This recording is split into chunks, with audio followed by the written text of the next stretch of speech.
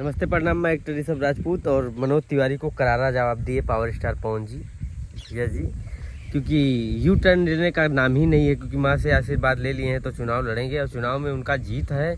सारे पब्लिक का वहाँ प्यार मिल रहा है काराकाट से, तो फिर चुनाव में पीछे क्यों हटेंगे। वो निर्दलीय हैं तो निर्दलीय अभी चुनाव लड़ेंगे। जीतने के बाद क्या डिसाइड होता है वो पार्टी जानेगी, वो मतलब निर्दलीय जो वहाँ की जनता है जो उनको विजयी बनाएगा वो भैया जानेंगे कि किस पार्टी में जाना है। बट अभी किसी पार्टी से वो ना टिकट ले रहे हैं ना तो किसी पार्टी को ज्वाइन कर रहे हैं। अभी उनका सीधा मकसद है कि काराकाट की जनता से आशीर्वाद लेके जीतना है निर्दलीय चुनाव, बस यही उनका टारगेट है। अब ऊपर वाले जाने क्या होता है क्या नहीं। मैं चाहता हूं कि पावर स्टार पवन भैया जीते और दिल्ली तक पहुंचे। और पार्टी का डिसाइड नहीं होता है किस पार्टी में जाएंगे, कहां जाएंगे, क्या करेंगे, वो तो हम नहीं कर सकते हैं।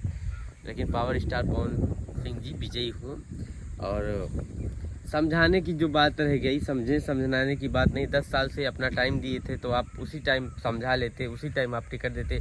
जब उनका जन सैलाब देखे, आप रैली देखे, काफिला देखे, तब आप लोग का दिमाग उड़ गया, होश उड़ गया कि देखिए पावर स्टार पवन सिंह का कितना काफिला है।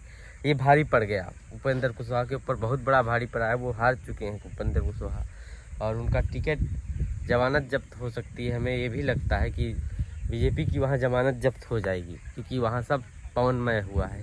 पावर स्टार पवन सिंह का सब लोग वहाँ पे बखान कर रहा है, उन्हीं को जिता रहा है। घर का बेटा बोल रहा है, नेता को नहीं, हम लोग बेटा को चुनेंगे। तो अच्छा है, बेटा को भी चुनना चाहिए।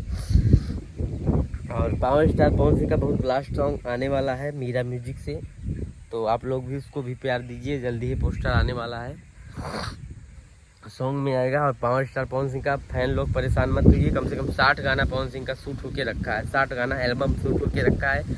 8 से 10 फिल्म भी शूट होके रखी है, तो इसका लिए आप घबराइए मत। कंटिन्यू आता रहेगा, सॉन्ग आता रहेगा, गाना आता रहेगा और फिल्म भी आते रहेगी। तो सब कुछ आएगा। चुनाव जीतने के बाद भी वहीं काराकाट में भी शूटिंग होगा, वहीं से भी आप लोग को सुनने का एंजॉय मिलेगा। जय हो, जय हिंद।